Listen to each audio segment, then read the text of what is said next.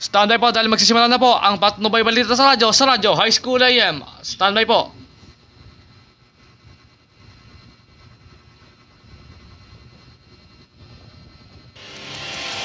Umpisa na ng balitaan mula Batanes hanggang Tawi-Tawi. Mula sa imbilang Radyo High School AM, narito ang Patnubay Balita sa Radyo. Patnubay Balita sa Radyo High School AM.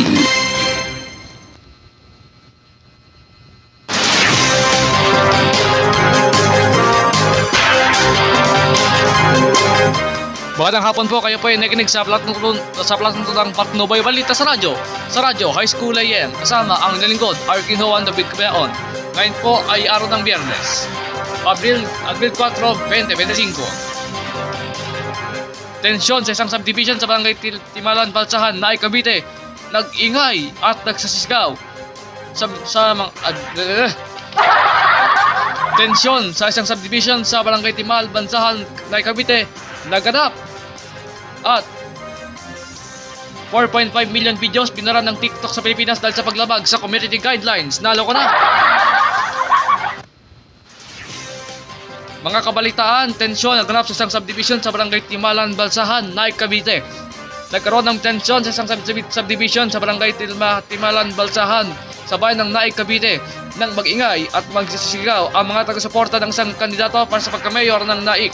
Ayon sa mga nagpapatestang taga-suporta, hinarang sila sa gate ng subdivision dahil sa kawalan ng permit mula sa Homeowners Association at walang abiso na sila ay papasok sa naturang subdivision. Dahil dito, nagpupilit silang magpatuloy sa kanilang kampanya at inihayag ang kanilang suporta sa kanilang kandidato kahit na pinigilan sila ng mga nagbabantay sa subdivision. Ngunit sa kalaunan, pinagbuksan din ng gate ang mga taga-suporta at mas lalong nagpaingay ng kanilang hiyawan at pagbanggit ng pangalan na kanilang sinusuporta ang kandidato sa pagka-mayor sa bayan ng Naik, Cavite. Pakinggan niyo po.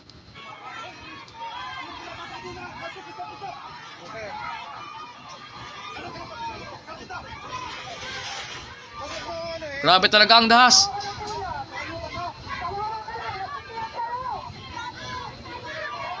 Kaya mas padaanin nyo na, ayaw nyo padaanin eh. Kung saan sila pumasok, bakit inyo pa to? Inyo pa to dito? Ha? Inyo pa to dito? Ha, inyo? Bakit naman? Sa inyo pa dito?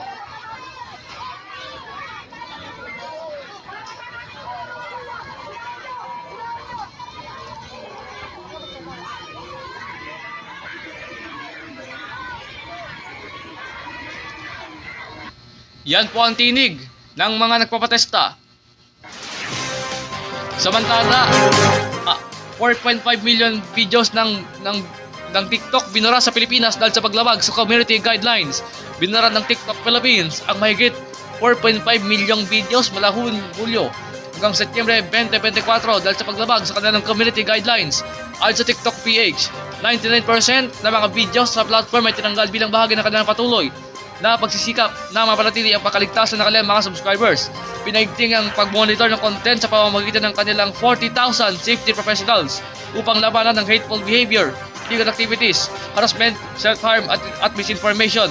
Hinikayat din ng TikTok ang mga users o subscribers na mag-report ng mga video na hindi kanais-nais. Ayon kay Pichi Paderna, Public Policy Manager, hindi automatiko binubura ng account ng isang user kapag tinatanggal ang kanilang video content na lumalabag sa kanilang community guidelines.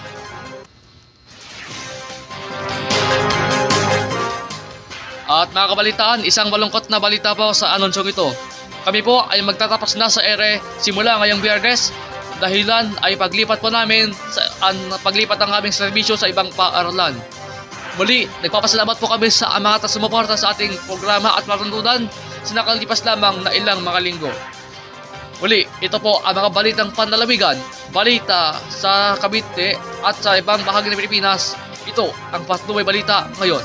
Ito ang inilingkod, Arkinhoan David Cabeaon, na Patnubay Balita.